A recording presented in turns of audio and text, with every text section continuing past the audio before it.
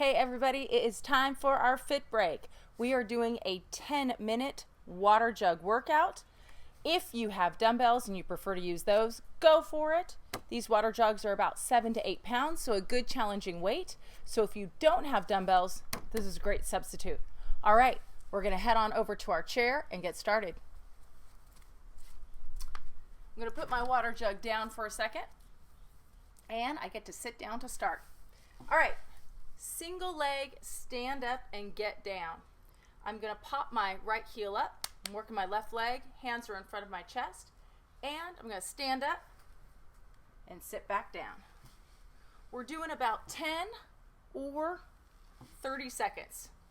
So each one of these exercises we're gonna do for 30 seconds, and then a 10-second transition, and then into the next exercise. So we got a little circuit going today. All right, when you're standing up, I want you to spread your toes out, press down through the ball of your foot and right through your heel. All right, 5 more seconds. All right, switch sides. Pop that left heel up, right leg works. Let's get up and sit back down.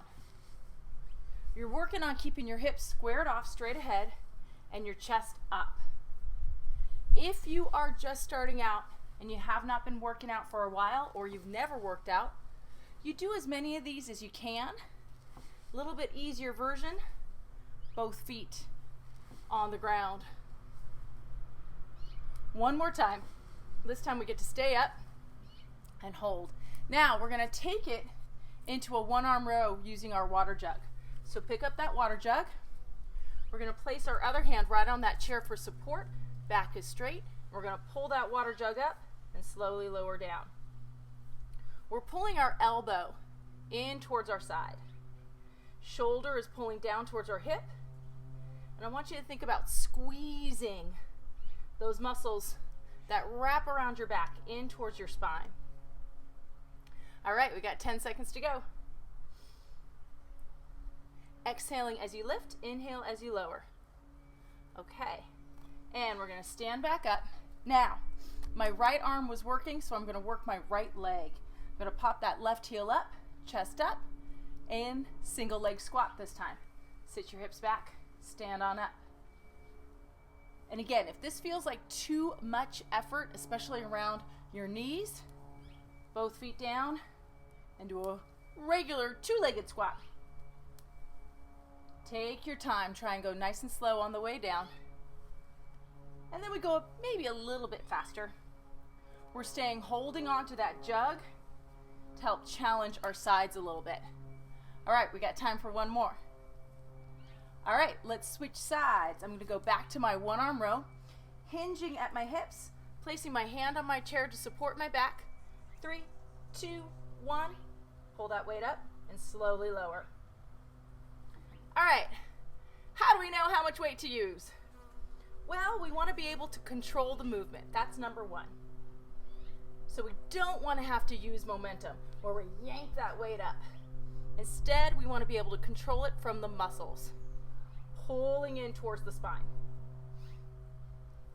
All right, 5 seconds to go. One more. All right, awesome. Let's stand back up and we're gonna do our single leg squat on our left leg. So I'm gonna pop that right heel up, shoulders back and down, chest up. Let's go. Sit the hips back and stand on up. Spread your toes out, drive through that heel, and think about that glute doing the work to stand you back up. So we want to try and use a weight that's challenging, but more important is just moving. So if you need to use a light weight, that's totally fine. One more, see, we already did it. Yay! Okay, last move for this circuit, we're gonna do a shoulder press.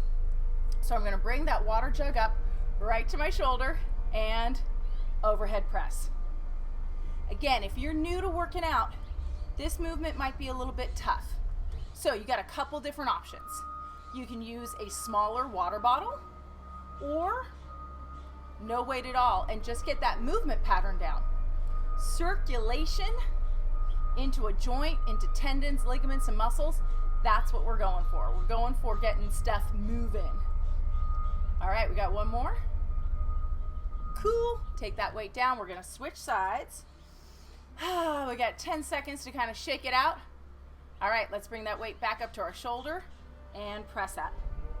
Now my knees are soft. The abs are pulled in. I'm keeping that little gentle bend in my ankles, knees, and hips so that my joints are like springs and I'm not locked out. Keep your chin a little bit tucked. Find that length in the back of your neck. So you want to find that feeling that you're reaching up through the crown of your head and that your tailbone is reaching down towards the ground. Ooh, 5 more seconds and we're almost done. Last one. All right, cool. Put that water jug down. We're gonna go back to the beginning and do this one more time. Have a seat. Okay, we have our get up, get down. Pop that left heel up, right leg is working. Ready, set, and let's go. Stand up, sit back down. All right, why do we do it this way? Well, this is very, very functional. We all have to get up and get down a few times throughout the day. And when we get those muscles working a little bit better, it makes it easier. So exercise really should be about making the daily activities of your regular life easier and more enjoyable. Help you out. Think about like you're training for the sport of life. Oh, look at that, one more. Done. Have a seat. We're going to switch sides. So don't worry about training for some big fancy sport. You're training for the sport of life. Ready, set, other leg. Here we go. Stand up, sit down. So it's really important to start exercising to simply move your body. I really encourage people to let go of exercising to lose weight or exercising to look a certain way. That's not gonna keep you motivated long term. I mean, it might get you going in the beginning, but that's gonna be tough to sustain. Ooh, look at that, we already did it. One more time, get up, get down. All right, we're gonna stand all the way up this time, grab our water jug and do our one arm rows. Okay, using that chair to help support our backs, hinging at our hips, hand on the chair. Let's row it up and take it down. It's like I'm starting a lawnmower, if anybody can remember doing that. Keep pulling that shoulder down towards your hip. Now the reason why we have to hinge over like this is because we're using the water jug as our resistance. So we have to line up the muscle working against the line of gravity. All right, we got time for one more. Good job. Stand on up. Okay, we're gonna work that right leg again. So I'm gonna pop that left heel up, chest up, single leg squat. Let's go. Sit back, stand back up. Free hand can be wherever is most comfortable. I'm looking straight out so that I'm helping to keep my chest lifted and my neck in alignment.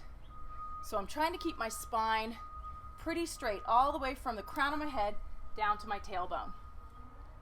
All right, we're almost there. A couple more seconds. Sit back, stand up. We got time for one more. All right, good. Let's switch sides. Left arm, one arm row. Hinging from the hips, knees are bent, hand on the chair for support. Ready, set, and pull.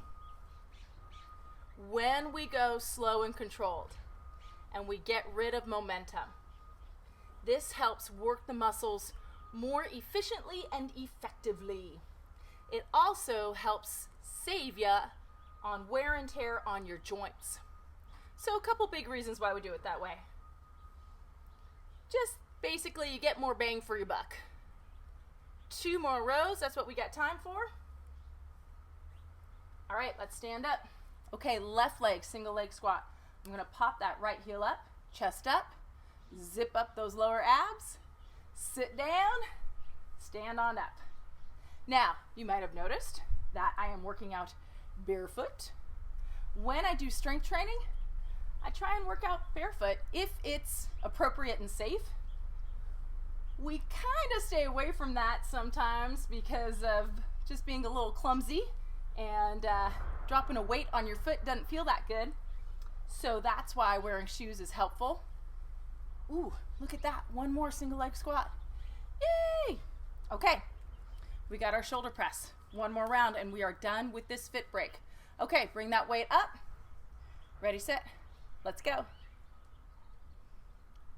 So by working out barefoot, you're actually strengthening the muscles in your feet as well as around your ankles, knees, hips, and it's actually really good for your body. Of course, if that does not feel good or is not right for you because you got foot issues, put your shoes on. One of the things we're trying to figure out with all this fitness stuff, one more shoulder press.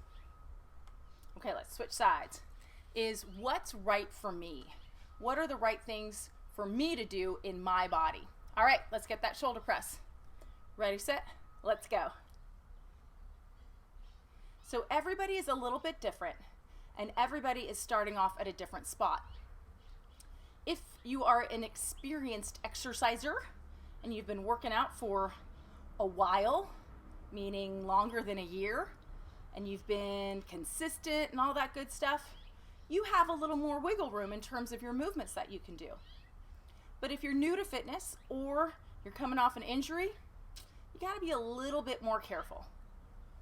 Okay, almost there. Let's do one more press. Push it up, and we are done. That fit break is in the books. Perfect. All right, so we did a water jug workout today. A little bit of pulling, a little bit of pushing, and a little bit of work to work that backside.